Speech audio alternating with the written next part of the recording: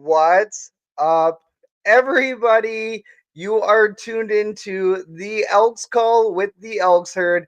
My name is Scout, aka the rep from Section X. And I'm Catherine, aka Do You Even Elks? And today we have a very special guest for you. The owner of Momentum Customs and the artist for the Edmonton Elks Cleats of Strength program. Ladies and gentlemen, it is Syngyn Sperling. Syngyn, how you How's it doing today? going? Good, Good, good. good. Oh, thanks a ton for joining the show today, man. We're extremely excited to have you on. How's the day so far today? Pretty good. I started off with my 9 to 5 as per usual. I work construction and then run Momentum Customs in the evenings once my kids go to bed. So, it's been pretty good. Just starting on Trey Ford's cleats here, actually. Oh my goodness. Nice, That's nice. exciting. That's the leak that we were looking for extremely early in the show. Thanks, man. No Uh, worries. Trey It's the hook. It's Ford's. the hook for everybody Yes. else. No, that's amazing. I know that we can't wait to see those. I know that we just recently saw the Manny Arsenault kicks, and then also the Gino Lewis cleats as well. So Yeah. we're gonna talk about that a little bit later on in the show. Before that, we have a lot of other show to go here. So we're gonna give you the rundown. Let's go. So first off, we're gonna reflect on that Edmonton Elks versus Calgary Stampeders Labor Day rematch win at home, second win Mhm. in a row at home for the Edmonton Elks, which is absolutely amazing. Beautiful. To be in the stands for that. For both games has been crazy. It's miracle, man. It feels great to be back on the winning side of things, especially at home because we've been out of it for so long. I know. It's Oh, like for me, it's like I don't even know where I am. I'm so new to that. oh, no kidding. No, it's definitely special, especially when you've been through so many home losses. So Kathy's gonna give you the quarter by quarter. And then we're going to talk about that upcoming game, Edmonton Elks versus Saskatchewan Roughriders in Saskatchewan. That should be a really good game. Lots of meaning behind it.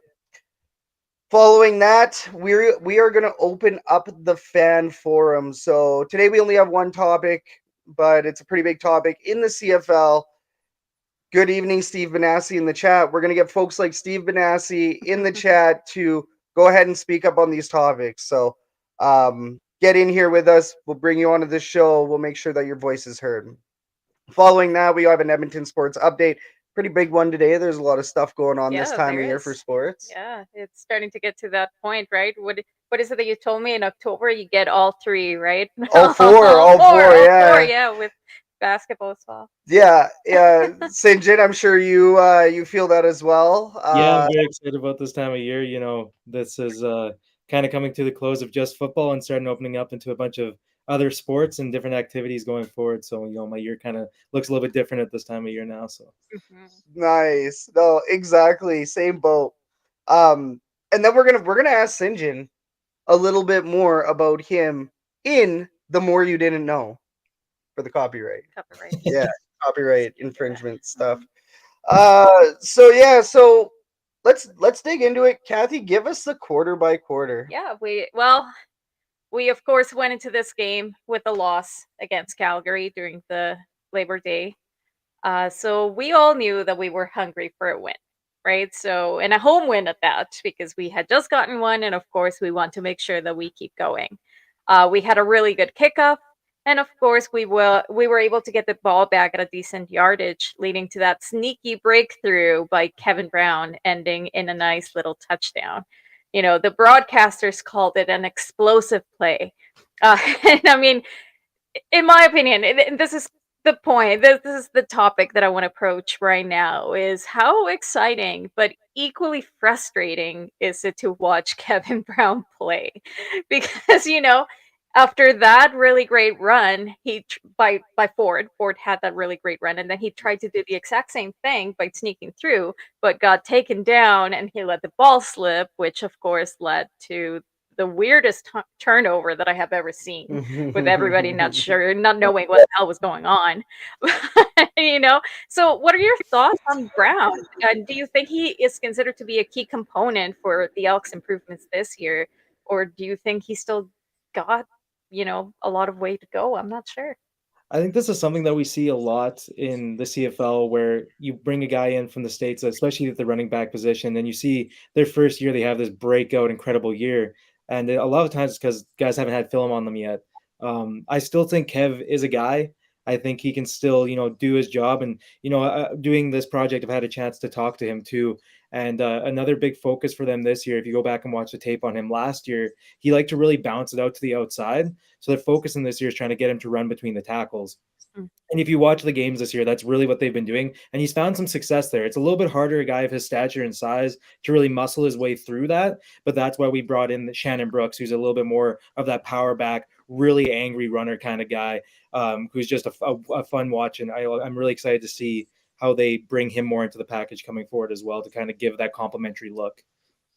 Totally. No, and you said it best, right? Shannon Brooks, he's the 2 to the 1 punch. So he usually does the north to south duties, and you have Kevin Brown, going east to west, or however we want to say it. I think we know where I'm going with this. Shannon Brooks is the guy that runs along the line as opposed to through the line. So Shannon Brooks is definitely taking on that responsibility now. At the same time, we also have to recognize that the O-line is playing lights out right now. So in the first half of the season, this team was having a really, really hard time making any holes for Kevin Brown. Catherine earlier in the season, or on one of our previous episodes earlier on, she had mentioned that Kevin Brown seemed to be running into his own players, right?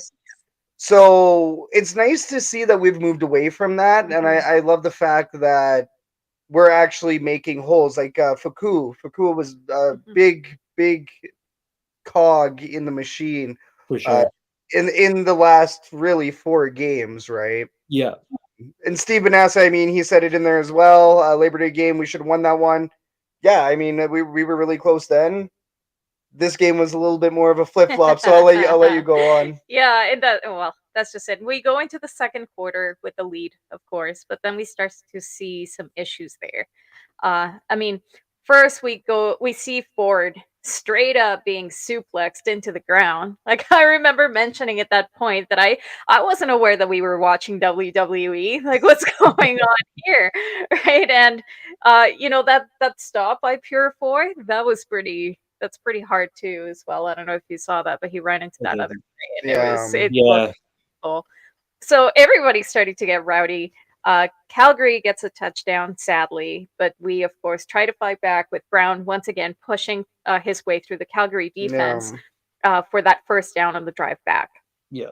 Right before the second quarter ends, Ford takes yet another really hard hit to the chest, is taken away to get checked out. So this is what I want to talk about here is Trey Ford, of course. No doubt that he seemed to be off during that first half of the game. And even before he started taking hits, I remember mentioning the overall lack of energy from the team, but Ford wasn't throwing very well, and it just seemed like the chemistry and the energy that we had seen in previous games was off. So, do you think perhaps that the pressure is starting to get to Ford, or do you think he just had one of those days that, After meeting with Trey, and kind of watching him through the season and kind of getting to know some of the players and their perceptions of him and stuff, he's not a guy that seems very rattled or feels the effects of pressure that much. Like, he started third on the depth chart, right?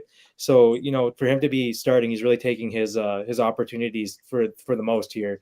And he's been the most consistent quarterback that we've had this year by quite a long shot. So I don't think it was really a situation like that. I think maybe it was more of just kind of getting into just having an off day and just getting back into the feel of, winning at Commonwealth. They kind of had that feeling, we just went to Calgary, we just had that loss. Now we got to face these guys again at home.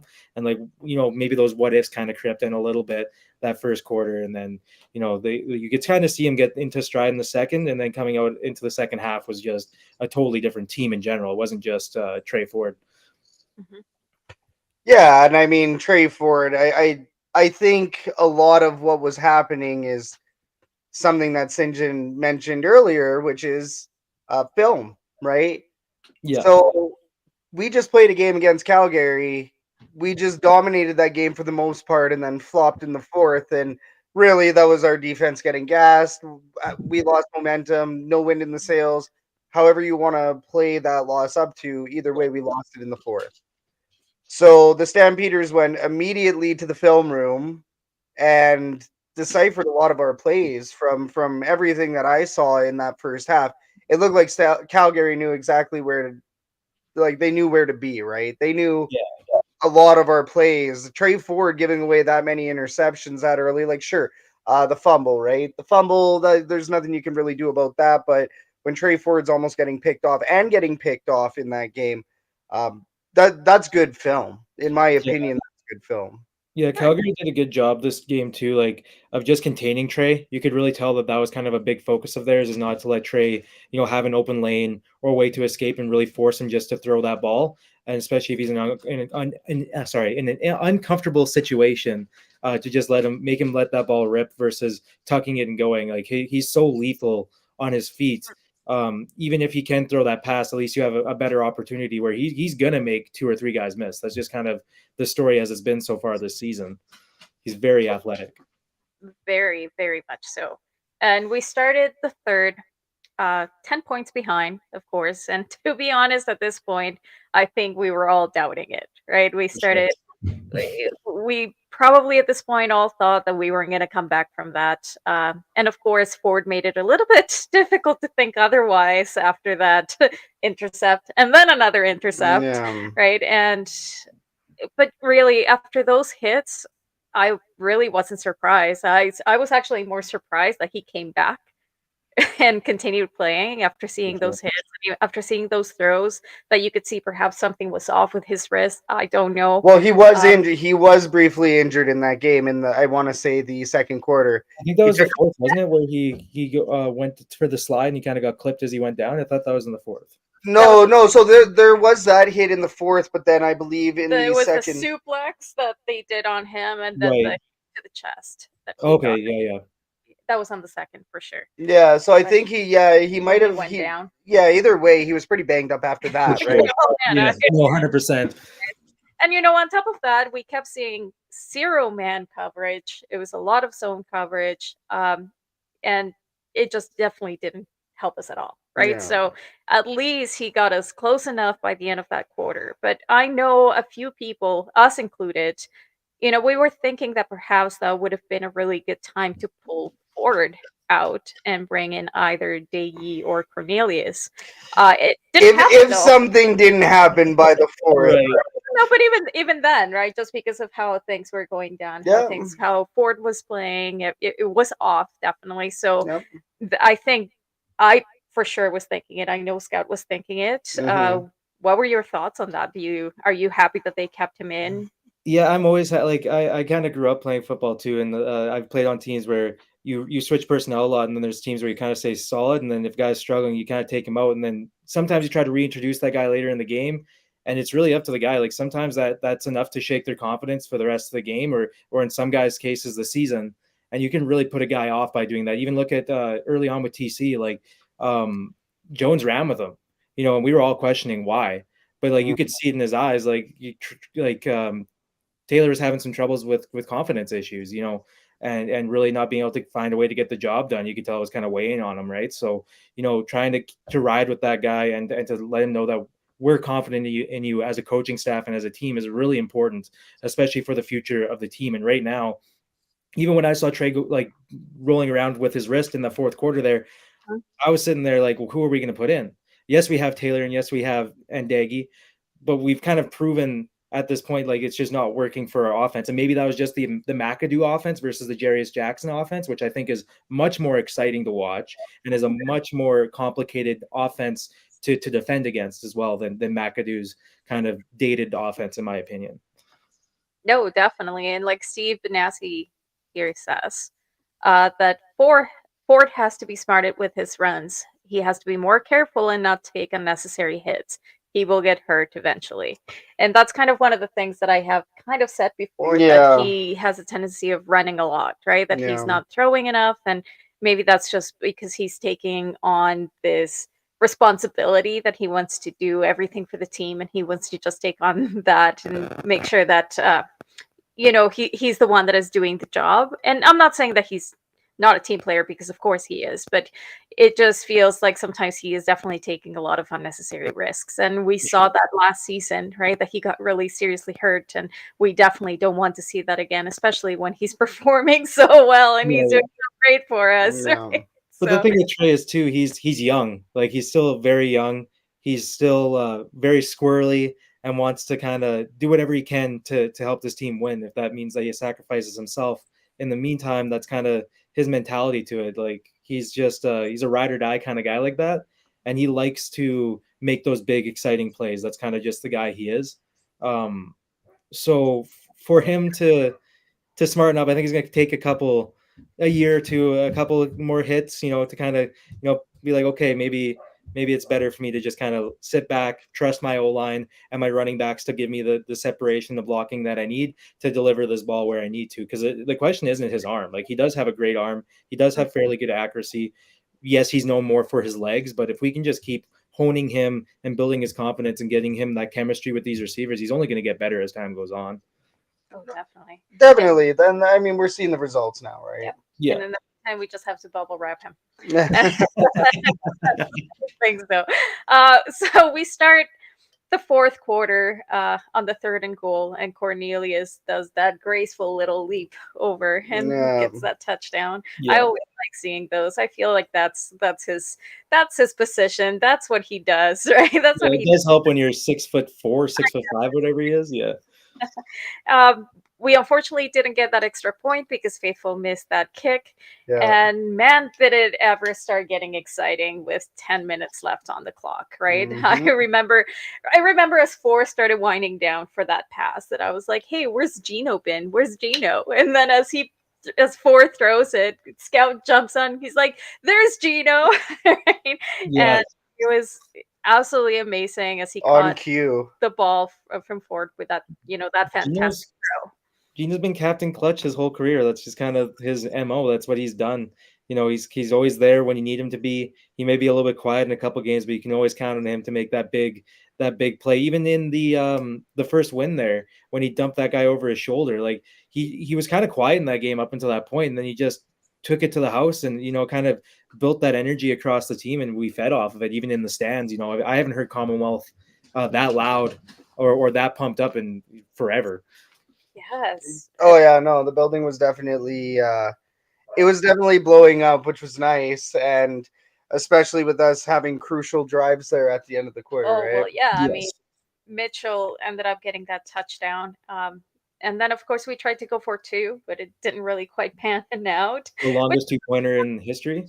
It was I didn't understand that, right? Because in my head, it's like, okay, we can go for 1, and then we go for a field goal, and we can tie it and go to overtime, right? So Right. in my I was kind of wondering as to why they decided to go for 2 in that instance, being so close. And that was me personally, that I didn't necessarily understand when we could have had a chance to tie it. And Yeah. it was so close. Yeah, I was kind of 50-50 on that. Like I understood in the situation why they were thinking of going for 2, because then you bring it within basically a touchdown and then you get a field goal to win, right? Versus just going for a tie.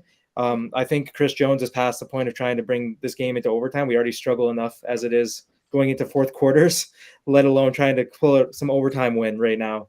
So I think he's just like, you know what, we're either going to seal it or we're done. And after a penalty, a timeout. There was a few things that happened on that drive, and it ended up being like 10 minutes of a 2-pointer. There's even a point where our kick return team, or kickoff team, sorry, was on the field, and then they came back off to go run the 2-point again. So it's just one of those situations where I get where they were at. Maybe when your guys were already confused, the first attempt, I would have just gone for the kick. Because you can see it on the field, they're all lined up and they're all looking at each other. Yeah. What are we running right now? And you can see them doing their calls off to the side, and they're like, okay, just time out, let's kick it. Like this obviously isn't working. So we got backed up and we still went for it, and thankfully it worked out in our favor, but it really could have gone the other way there. Oh, Oh, I totally. know. And when like you said, it was the penalties and our defense really showing up, making sure the Calgary, their offense didn't make it far whenever it was their drive. We managed to bring it back to midfield, and of course, Faithful kicks it through again with 5 minutes left on the clock. So thankfully we had that Ed Gainey intercept, and I Yes. think that was really the turning point at this point. Yeah. I think Yeah. that truly was the, what do you call it, TSN turning point. Yeah. Because after that, having a decent drive led us to have those last 7 seconds of the game where Exactly. the fate of this game was, Faithful. it fell on Faithful. And based on all the hit or miss that we've had with Faithful, it was like, why are you doing that to us? Like, my heart was pumping. It was stressful. I kept turning around and I kept holding on to Scout, being like, Yeah. I can't watch. You could cut the tension with a knife for sure. It's hard to be 100%, when a guy hasn't been 100%, and that's just any football team. That's kind of one of those positions where, you only get on the field 3 or 4 times, sometimes in some games. And when you do, you got to make those count every single time. So, for him to miss the extra point, which is kind of supposed to be a gimme, and then to drill that game-ending kick was wild to see. And I know something that's going to boost his confidence going in forward. I think he's also one of the oldest rookies of all time in the CFL. So, for him to kind of be like, what, I can still do this at this age, at the pro level, is still pretty incredible to me too. So, with all the feelings I have about Faithful, sometimes, I'm very happy that he's been solid when we needed him to be this last bit of the stretch. Yes. No, exactly. 36-year-old rookie. Chris Jones called him 47 in the locker room, but Kevin's like, he's not 47. I'm like, no, but he went up by one and went up by one, so Yeah. 36 is his Well, actual and in age. football terms, he's really ancient at this point. Yeah, Oh, yeah. he's glue factory in like 4 years, 5 years if you're John Ryan. Yeah. Or I think John Ryan went to what? He went to around like 40, 41 or something like that. Something like that. Yeah, kickers, depending like on how well they take care of their body, is really the and how long they can keep consistent is really the length of their career, right? Like eventually that leg's just not going to have the same power, so you can't be expecting to be drilling them from the 50, and sometimes that's just not going to be good enough for a lot of teams. And you got to do what you got to do. Like look at Vinatieri, for instance, too. That guy kicked in the NFL for more than I was alive, I'm pretty sure, at the Yeah. point in time that he retired. Oh, exactly. No, I still had him on fantasy like a couple years ago, right? Right. Um, no, Stephen Essie here in the chat said the Elks herd turning point. That's what we're gonna call it from now on, The instead of Elks the herd turning TSN. point. Instead of the The TEH turning TEH point. Yeah, turning. Rory Sperling in the chat here. that's Who my also dad. who also says that we have a handsome guest. So Yeah, Yes. yeah. And he's One gonna say that this guy looks a lot like him too. So, that's what he's going for there. yeah, One big difference these past couple games is the team has seemed a bit more disciplined. Stupid penalties were previously costing them. So yeah, really good point by Rory. yes. The team has actually refrained from taking those drive killing penalties or those drive extending penalties, depending on which side you're on there. But they've stopped finding the ways to lose. Even trying that, to anyway. yeah. I mean that Don't Calgary jinx game. it. Well, no, but that Calgary game, yeah, sure, something happened in that fourth, but then they Yeah, went right back to the drawing board, lost another 3 quarters, and found a way to win. And exactly. finding a way to win isn't something this team has done Hmm. since 2019. Hmm. You Well, know, now we're, they have to learn how to win. yeah, Well, well, and that's where they're at now. yeah. I think they finally caught them all, right? They found 150 ways to lose at home or at football or in general, right? Right. We know where we're going with this, but Okay, Ash, get you. yes, exactly. But they finally have gotten to that point. I think they're finally sick of losing, and seeing the team trending upwards right now is unfamiliar territory, especially for fans that are even recently coming on board within the last couple of years, right? Right. Uh, it's something special. It's It's nice. exciting. It's nice to feel this again. I had So never felt what I felt at those last 7 seconds. Well, it's been so deflated in Commonwealth for so long. Like, you kind of walk in there kind of knowing what's going to happen, yeah, and you're just like, well, I'm going to pay for this overpriced food and really expensive alcohol. And I'm going to try my best to enjoy this in whatever way that I can. And, when you're watching the quarterback throw with his left hand, kind of kind of gives you a little bit to question and really like, are we ever going to get out of this? Yeah. So to finally go through all those trials and tribulations and finally get that nice sweet fruit on the other side, it's great. And the energy, like I said a few times now in this podcast, is like, I missed this. I miss that electricity in the stands. I miss running up the aisles, giving everybody high fives and cheering together, and just being there as one for the team, and having the team pumping everybody up and getting everybody into it as well, and really feeling like they're now connected with the people in the stands versus just going out there and playing some mediocre football. So totally. No, I mean, I'll do a quick 3-4 minutes on this, but I had a really horrible first half of the game. For whatever reason, there was some fan stuff happening, and people didn't like the horn that I was using, and I didn't like the horn I was using, and I still got to put the noise out there for the defense. So, anyways, horrible first half. Got all frustrated. Took a break at the halftime. Came back, and all of a sudden, 4 to 5 young kids came down like heralds with their horns. yeah. Started blowing up for defense. I going, man, just going hard.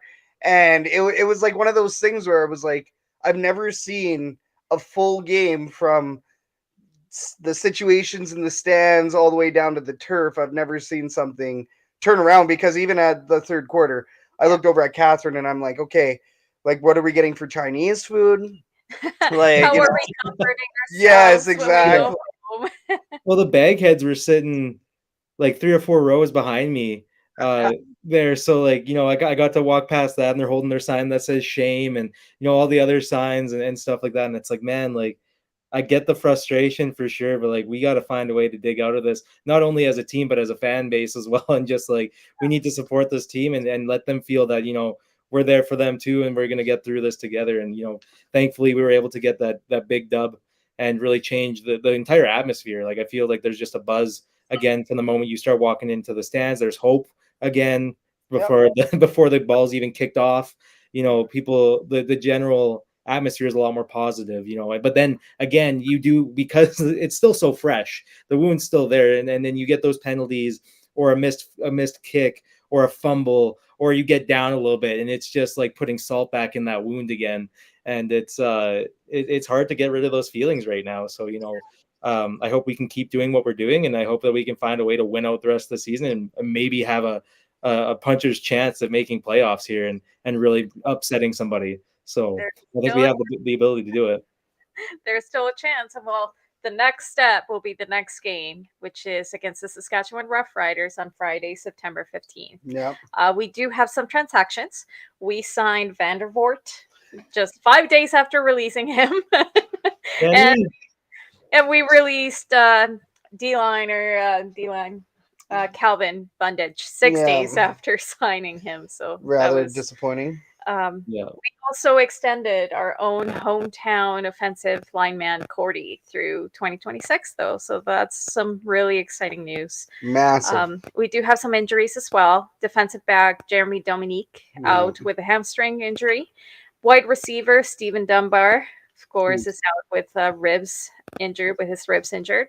And Marlo-Shawn Franklin Jr. out with a hamstring injury. We nailed the name this week, though. We nailed it. It's always me. I'm horrible with names. My accent comes out. Well, no, sometimes when you type badly. them down as well, though, sometimes you type them down as they list them in the injury. List. So then you go last name to Right.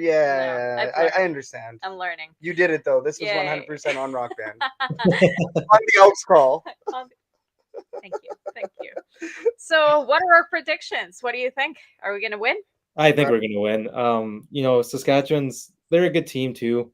But I like to ride the wave. I'm all positivity here when it comes to this team, especially right now. We got to keep riding this wave. I think this new revamped offense and Trey Ford as well just kind of reinvigorates, and there's always an energy. It's exciting football to watch. It seems like the players are excited to be on the field again, and it seems like the chemistry is, like I said, is getting there better and better every week.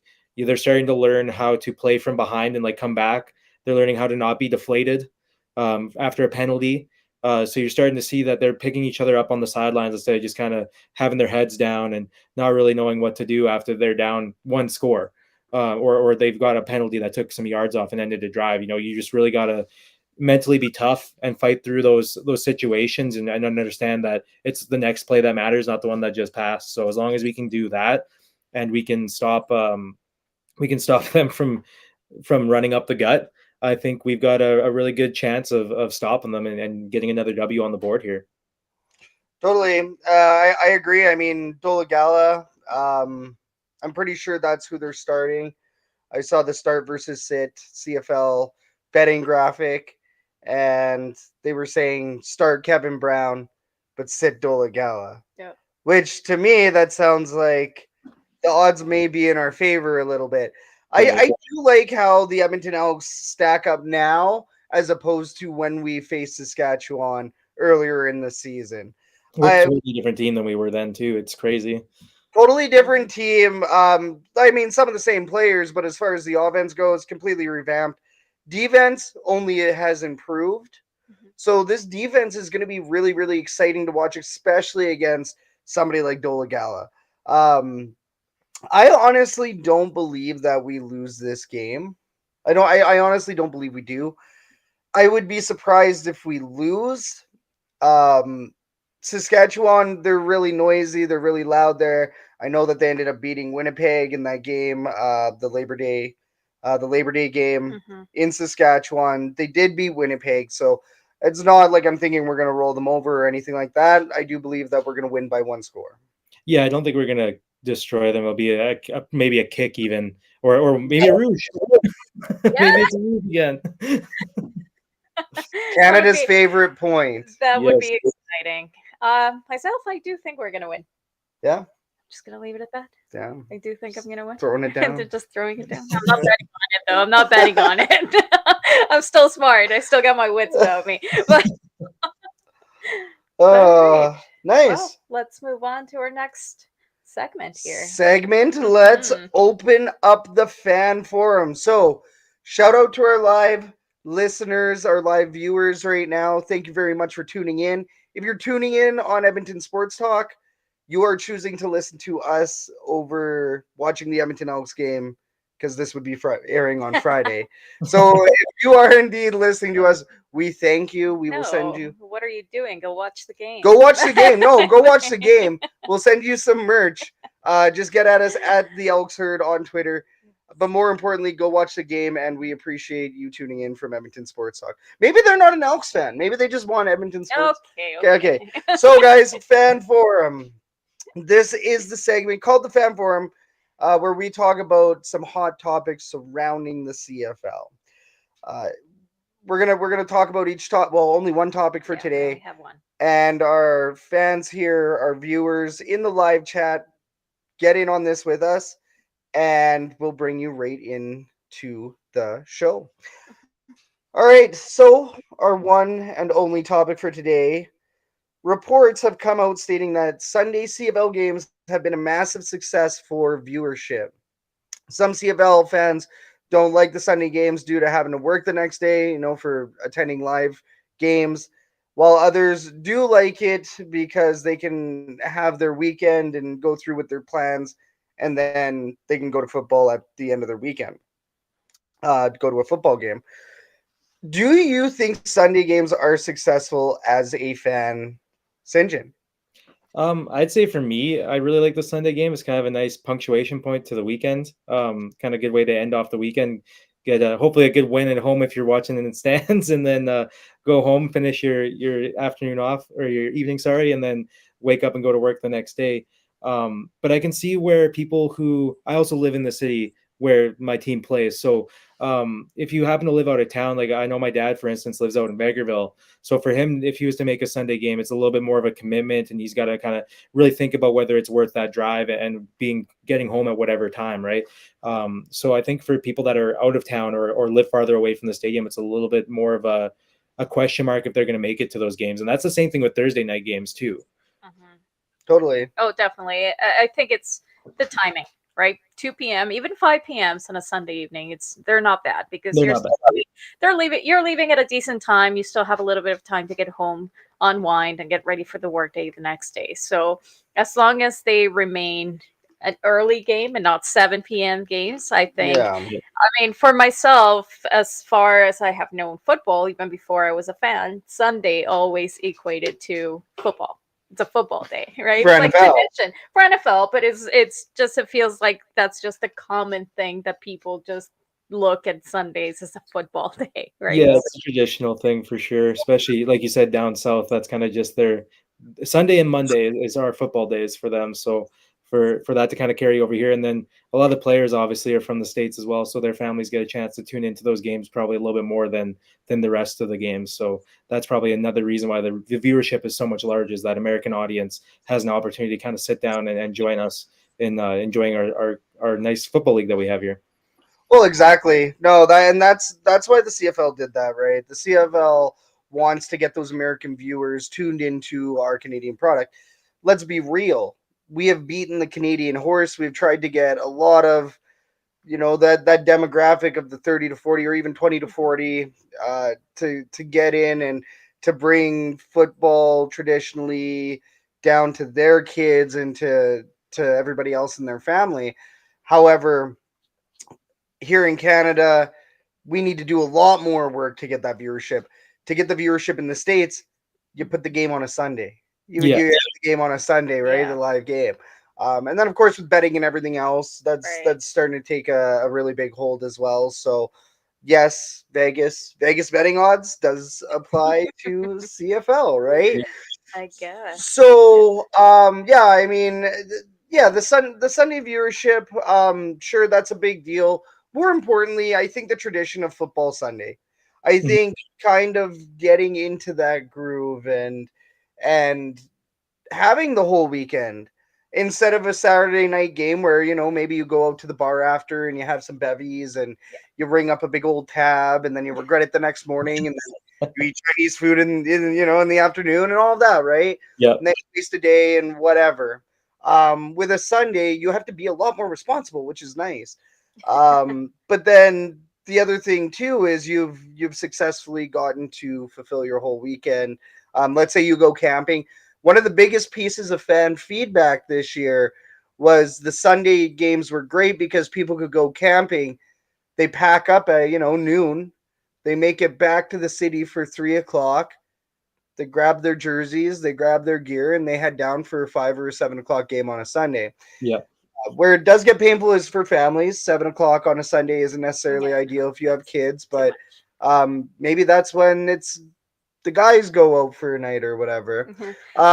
We do have some comments here on the chat. First, let me go back. Steve does say that I like Sunday 2 p.m. games, of course. That's the same thing that we say.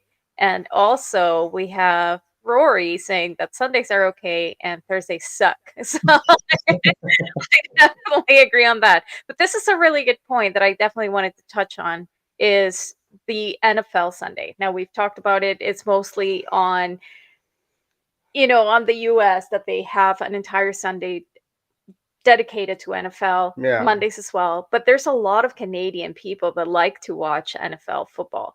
So what happens when suddenly you introduce CFL football to this? Like do you think that people are gonna prefer watching CFL when they have a favorite NFL team playing at the same time on the same day? Like is there a conflict there? I guess that really comes down to what your preference is. Like, I love NFL football as well, but to me, and maybe I'm biased because I'm Canadian. I've only played Canadian football personally. So for me, I understand Canadian football a lot more than I understand the NFL game. Not saying that I don't understand their game at all, but it is different, and there's certain rules and there's different aspects of the CFL game that I really like. Like I love the waggle rule. I love having that bit of pre-snap motion before, and I wish that some CFL teams would utilize it a little bit more because it is such a unique rule, and it can really throw off a defense or help a young quarterback, for instance, straightforward, see what coverage they might be in, whether they're in man or not, because they'll move with those receivers as they move. So it can help identify those kind of things a little bit more. But yeah, I just sorry, I lost my train of thought there for a second. What was the question? If NFL, if CFL starts playing at the same time as NFL games, Right.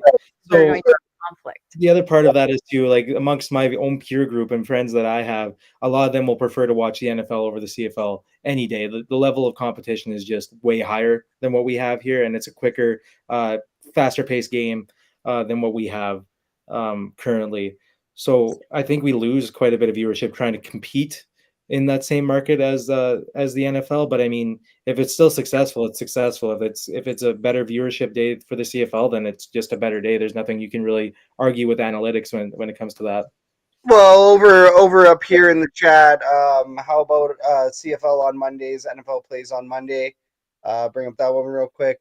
Yeah, I mean, if we have those opportunities, I'd love to see the CFL try it.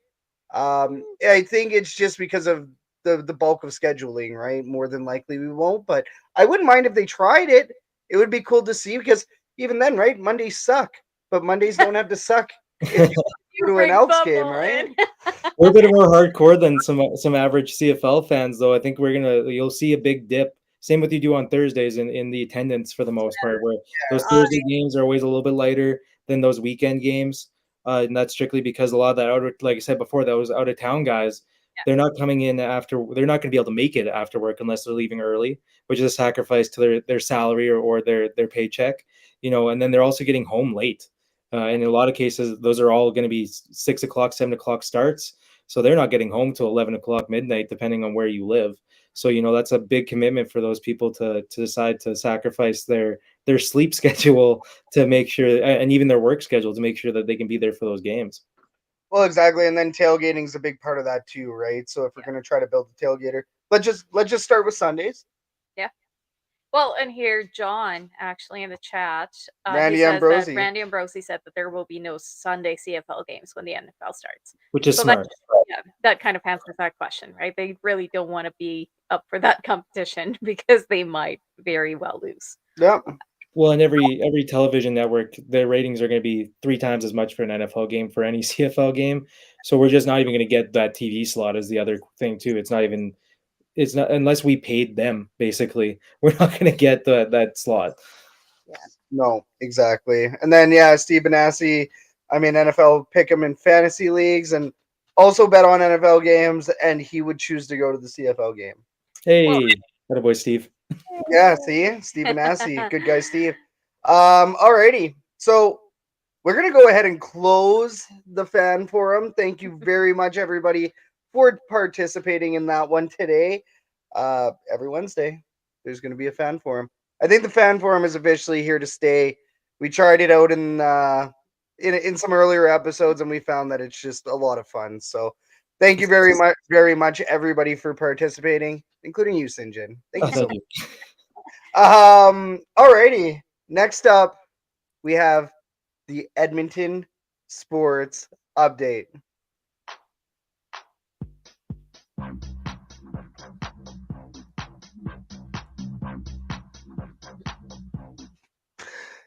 Today's update is brought to you by Herdy's. Catch us at every Edmonton Elks tailgate party in stall number 44. Herdy's, we smoke the meats. Last Saturday, the Edmonton Elks defeated the Calgary Stampeders in a walk-off finish. The Elks visit Saskatchewan to take on the Rough Riders. Kickoff is at 7 p.m.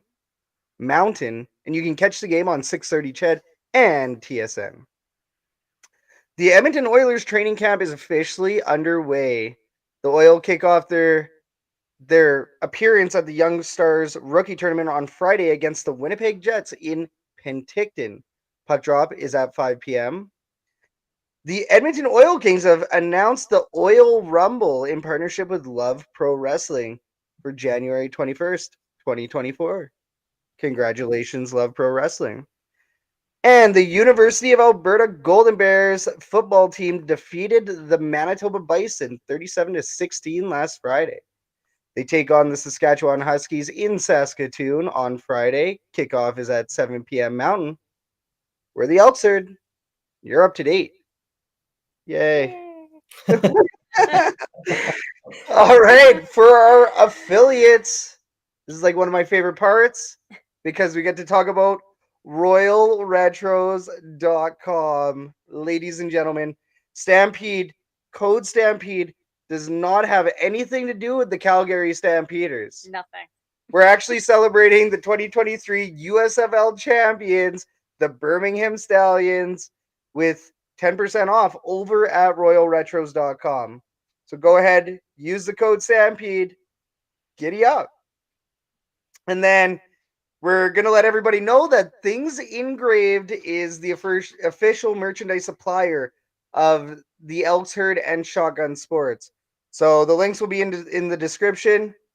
There's always something on sale over at thingsengraved.com. We just got a shipment. We just got the plaque for the chili cook-off trophy. There is going to be a trophy for that. There's a trophy. Pardon me. There is indeed a trophy. It's very, very sweet. Our friends over at You Need a Barbecue have also pitched in a prize. And we're in talks with the Edmonton Elks to hopefully get a prize for the chili cook-off as well. So, yeah, stay tuned. Last affiliate, though. If you eat a lot of chili and you make a mess everywhere, you're going to need to clean up, right? So you're going to need some soap. LATHR. Lather.com. Use code ShotgunSports15. No spaces, no underscores. Just ShotgunSports15 to get you 15% off over at lather.com. So wash those dirty thoughts with some soap. And the chili, apparently. You're going to get all over yourself. So. That's going to be... What are you doing with that chili, sir? Okay. So the best part of this show is the more you didn't know. We're going to go ahead and ask Syngyn here a couple of questions. And we may just ask one or two about Cleats of Strength. So question number one, Syngyn, we know that you're involved with the Elks with Cleats of Strength because you're an EE fan. So could you please tell us how you became a fan and give us one of your favorite moments? Oh boy. So I became a fan. I was really young.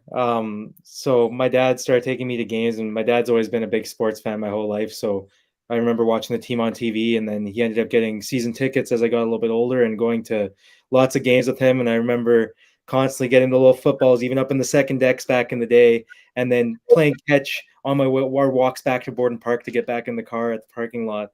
So those are some pretty sweet memories. But I must have been 5 or 6, somewhere in there, the first Elks game that I can remember kind of going to. And then, or Eskimos at the time, I should say. And then favorite moment, going to the Grey Cup, and I think it was 2010 or 2009 when it was in Edmonton, was the craziest experience of my life. I remember kind of just being in the stands and seeing that there was jerseys of every team. And I think it was Montreal playing, and I can't remember who else was playing in that game. But I just remember the experience and the energy of being at a Grey Cup game and how cold it was as a fan was just insane. I'll never forget it. Oh, that's hopefully, amazing. Hopefully we get another one here so that I get to experience that.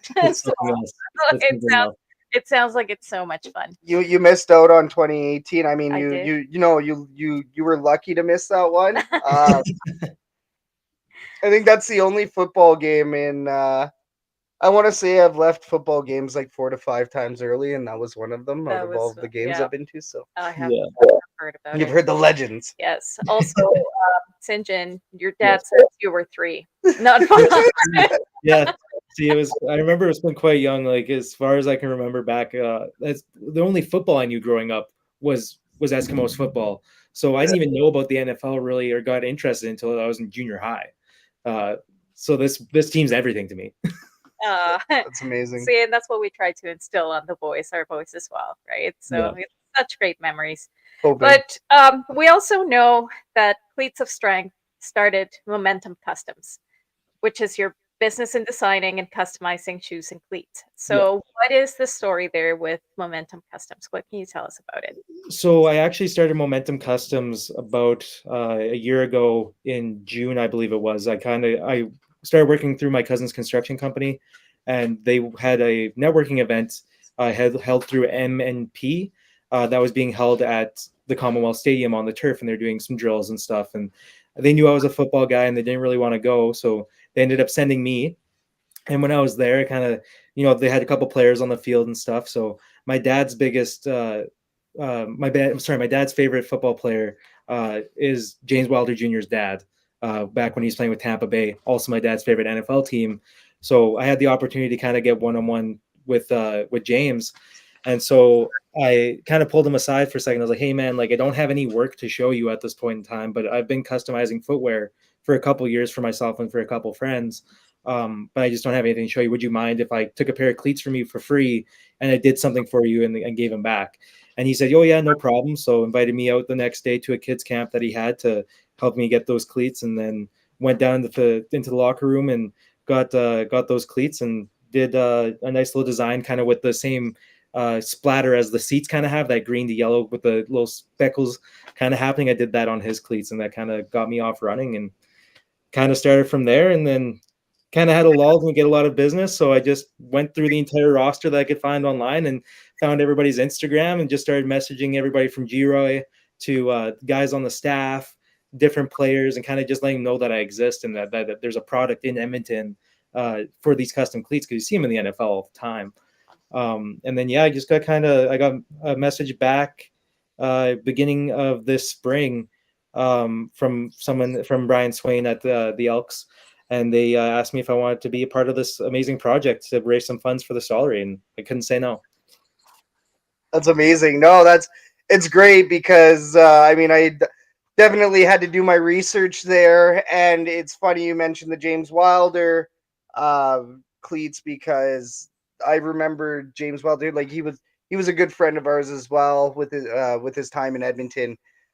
James Wilder Jr., awesome guy, great philanthropist, and so I saw those cleats. I saw that he had posted those, and I was looking at them and I'm like, these are extremely sick. This is great to see this. And looking back at it, James Wilder also likes to, with his philanthropy, he had something called Cleats for a Cause, right? Yep. So I wasn't sure if he was trying to auction these off or do kind of like the pre-Cleats of Strength, right? He kind of was. He did message me shortly after, and like I was super swamped with my day job at the time, and I kind of just wasn't expecting anything to kind of come out of that at the moment. So he messaged me. He was like, "Hey, would you be able to do a cleat for every game?"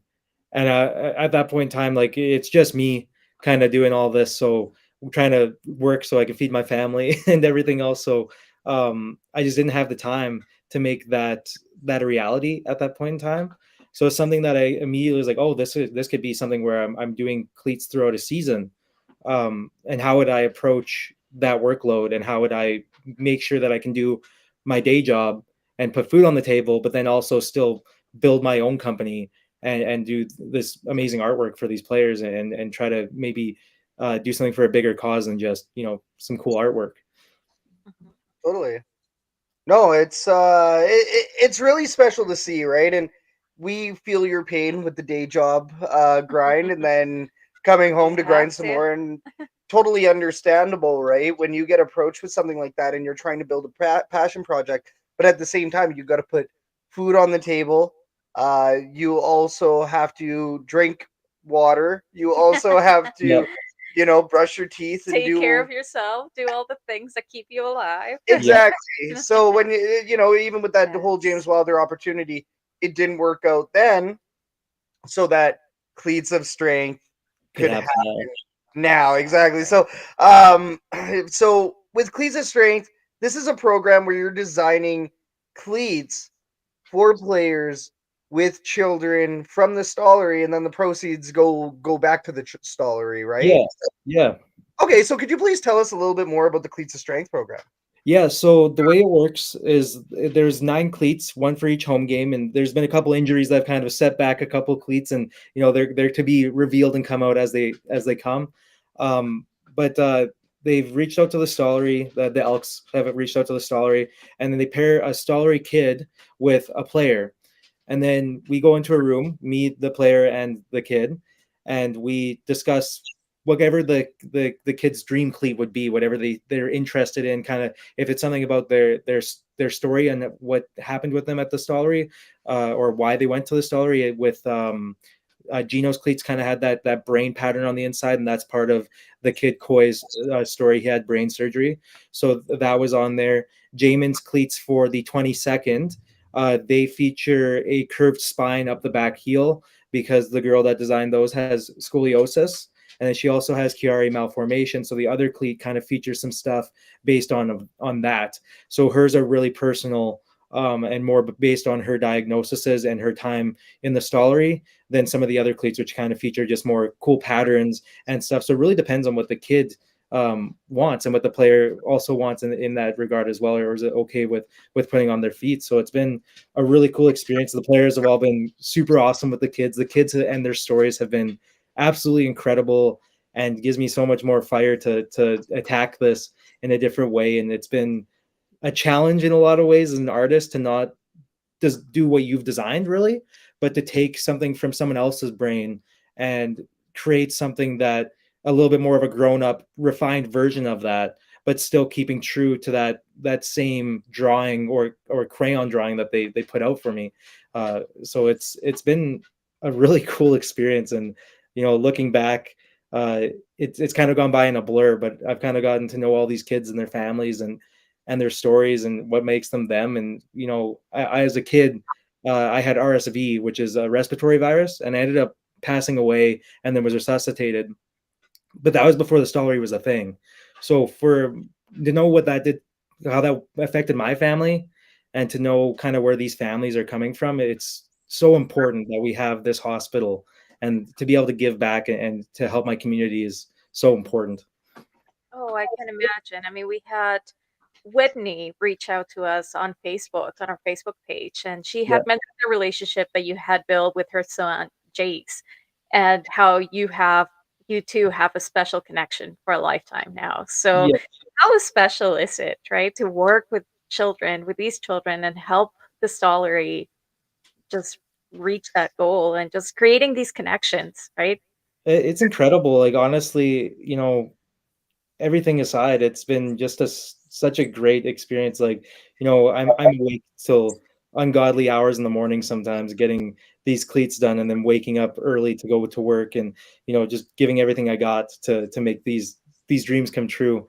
But Jace is an awesome kid. Him and AG have created an awesome bond as well, and they talk quite often. So to be able to get to know these kids and their families, like I said, is there's really no words to explain it. It's incredible. I've gone out they were doing a 24-hour flagathon in Fort Saskatchewan. So I went out and watched a little bit of one of Jace's games there and some of the other games that were going on there, and just kind of showed my support. And then I'm going out to Fort Saskatchewan this weekend to drop off another bag of cans to help him raise funds for his football team and things like that. So, it's bigger. A lot of times it's things that are bigger than yourself that, really matter. And I've kind of always been a guy like that, that's kind of given myself to the bigger and greater cause than personal gain in a lot of ways. Oh, That's that's so special. it's beautiful, right? Thank you so much for what you're doing for the community and for the kids. I mean, we have kids ourselves, and like it makes me a little emotional, right? Thinking about it, because I wouldn't want to ever have my kids go through a situation like that, but knowing that there are the resources, that there are the people out there that will make their stay at a hospital like that comfortable and something a lot better than just being at a hospital. Yeah, It's so important. they offer so much at the Stollery too. Like I kind of always heard about it being in the community, but then being able to go there and meet with some of these kids for the first round of design that we did was actually in the Stollery Hospital. So the first 3 cleats, which was AG's, Jake Seresna's, and Niles Morgan's, we filmed and designed all those in the Stollery. So I got to see some of the other rooms that I've never seen there before. And they offer like music to the kids to help them get through. So even if a kid can't get out of the hospital and they're there for a while, they can still go to school. They can still have those one-on-one relationships with other kids. And getting, like I said before, getting to know these kids and what pushes them is truly inspirational. And as a father, myself, it's same thing where I couldn't imagine being in that situation, or even the situation that my parents were in when I was little. I don't know what I do in those situations, and I'd do anything to make sure that my boys are okay.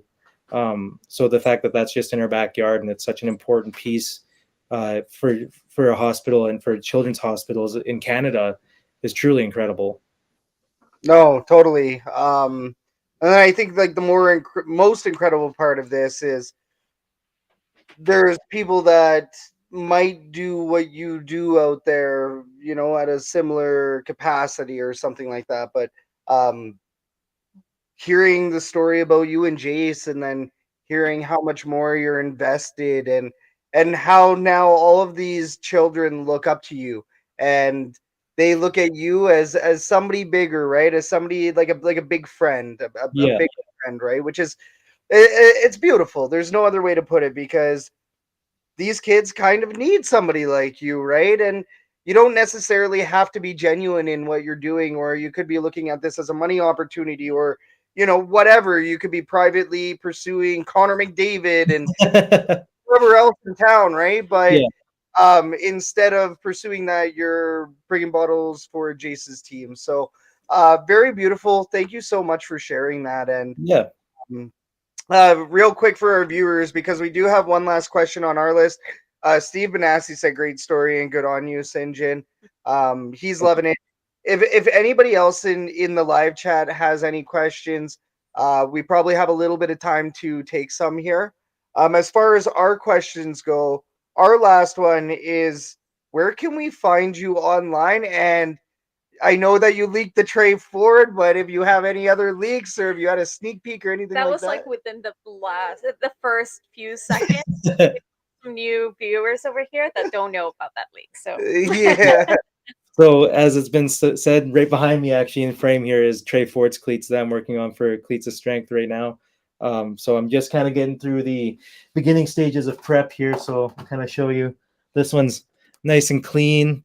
All the white is white again, and a lot of that won't be that way when you guys see them next. But this is kind of how they came to me, a little bit beat up and dirty. So I kind of put everything through a really rigorous cleaning process and take off the factory finishes to get those started. And then I paint on top of that surface after. But as for leaks, I don't really have anything in my studio right now. Kind of everything's been done and then handed off as soon as I finish it. So I don't really have much sitting around to show other than kind of what's behind me at the moment. That's good for business, though, right? That's good for Yes. business. Yeah. Yeah. And then as for finding me online, but the main way is my Instagram at Momentum Customs, all one word. I'm on that more than anything. I do have a Facebook page as well. I'm working on a website. So once that gets happening, I'll plug that in my bios, and then you'll be able to find me there as well. But if you're looking for pricing or anything like that, just shoot me a DM, and we'll kind of go through what you're looking to get, and what that's going to take, because like it's not a quick process. It's not just me putting paint on the shoe. I prep it and make sure everything's got the best possible chance of being wearable. A lot of customizers do just make art pieces that sit on a wall. And I grew up kind of on the north side of Edmonton here, so I grew up a little bit on the poorer side of things.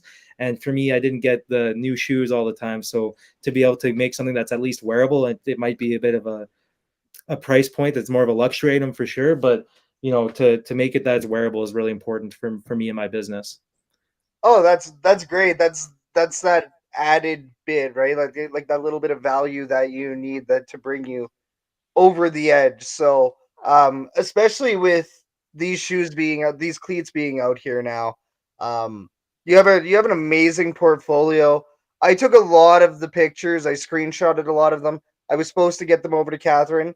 I did not get them over to Catherine, so therefore we cannot bring them up. Sorry, everybody. Yeah, it's a me problem. I will get better at that. Check it on Instagram.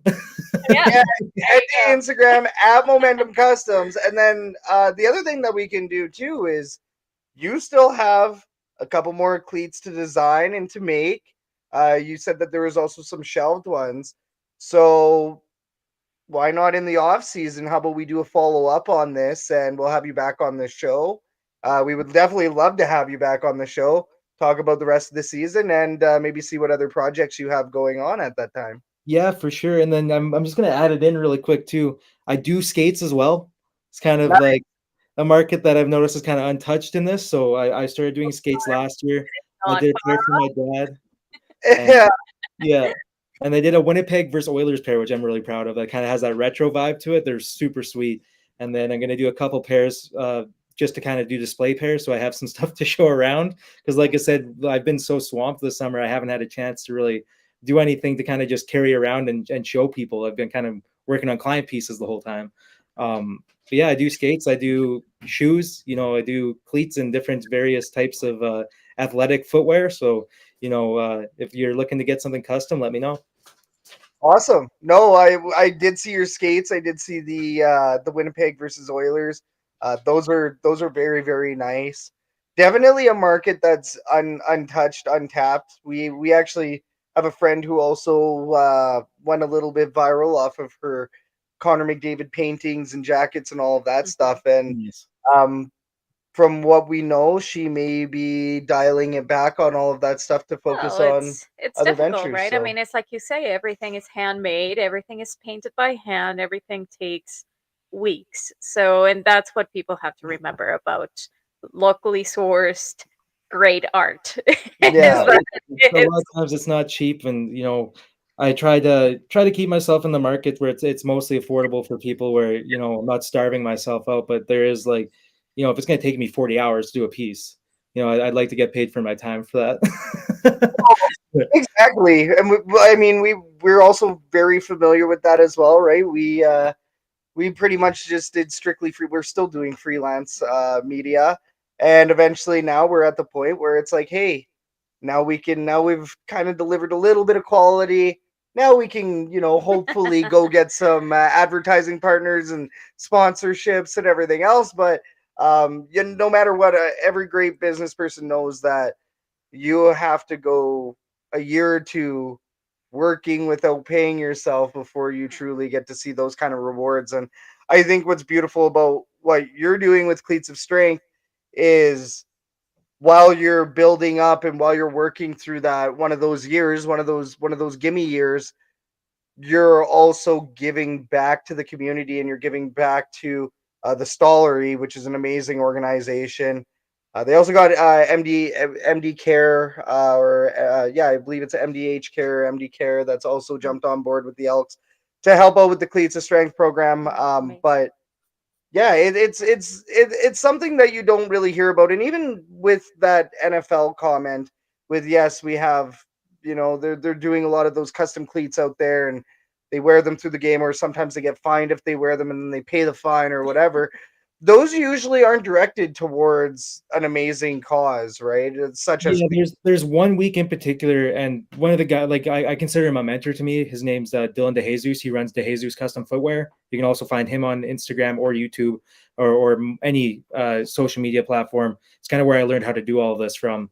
But he was one of the original artists for My Cause My Cleats, which is their version of Cleats of Strength, but it's only 1 week. And it's across the entire NFL, where they can wear whatever color, whatever cause they want to do, and then they can auction those off for that cause. So this is a little bit more localized, obviously just to one team and to one great cause and one great organization.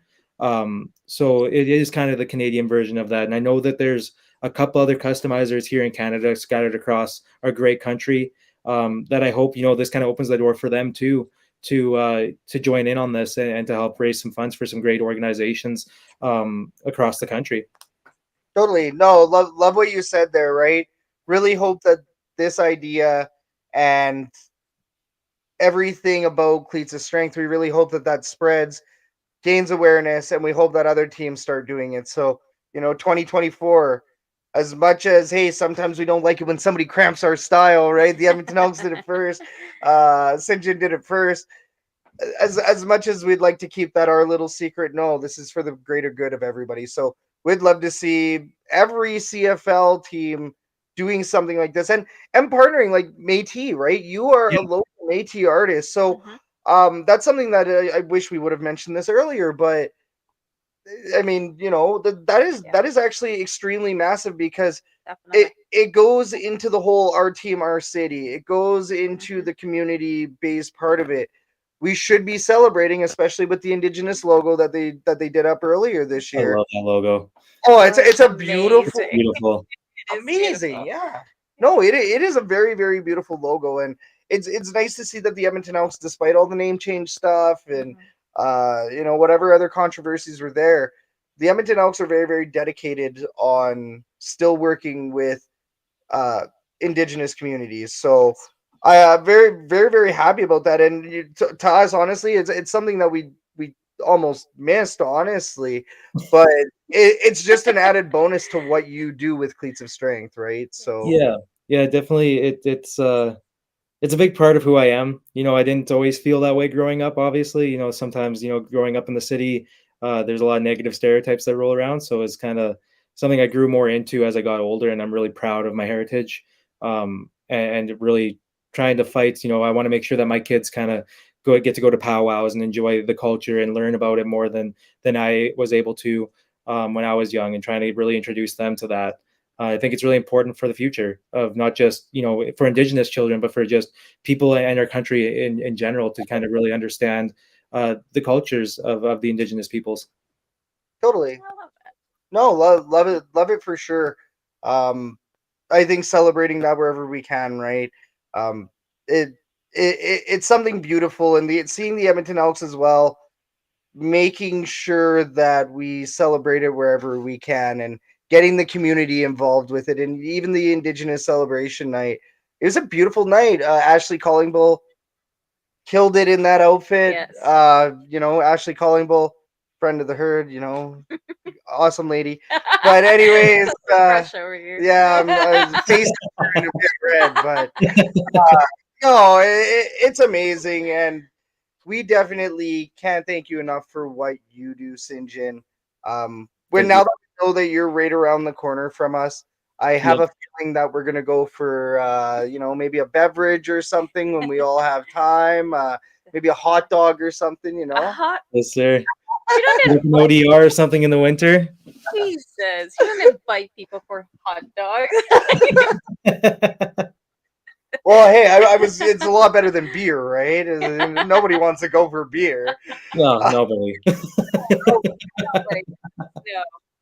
I was gonna say something about Wayback Burgers, but we haven't gotten a sponsorship or No. advertising deal with them yet, so we can't even Yeah. mention. You might as well beat that one in the edit too, then. Oh well, everybody. Unfortunately, That's our time. this is our time. We have just about run out of time. Syngyn, one more time for our viewers, our live viewers and our viewers on Edmonton Sports Talk. Where can we find you online again? Momentum Customs on Instagram and on Facebook, and then I'll be linking my website into the bio as soon as it's completed. Awesome. Love Thank you it. so much. No No, worries. Thank you guys. yeah, I can't thank you enough for joining us today, Syngyn. To our viewers, thank you so much for tuning in. For everybody on Edmonton Sports Talk, thanks a ton for tuning in, and I really hope you didn't miss that Edmonton Elks game. My name is Scout, aka the Rep from Section X, And I'm Catherine, aka Do You Even Elks. and that is Syngyn Sperling, and we cannot thank you enough for joining us today, Syngyn. Thank you again. It's been a great opportunity, and I'm very excited for the future. Yay! Real quick, last one on the way out. Steve Benassi. Oh. Being Being Métis is something to celebrate. Time to smudge stall number 44. Let's go. I love smudging. This is one of the greatest things ever. We gotta get a whole bunch of people together and just smudge Commonwealth. Let me know. Let's do it. Let's just do it. We'll do it. We'll do a secret session in the off season, we'll work some contacts to make our way in. We'll sneak in and just And run around. yeah, and then the Edmonton Elks will know exactly all the evidence is right here on the Elks call. There we go. Cut the last 30, 1 minute and 30 seconds. Oh, so All right. good. Guys, thank you so much once again, Have a good everybody, night. for joining. Thank you so much. Have an awesome night. We are the Elks Herd. Cheers, everybody.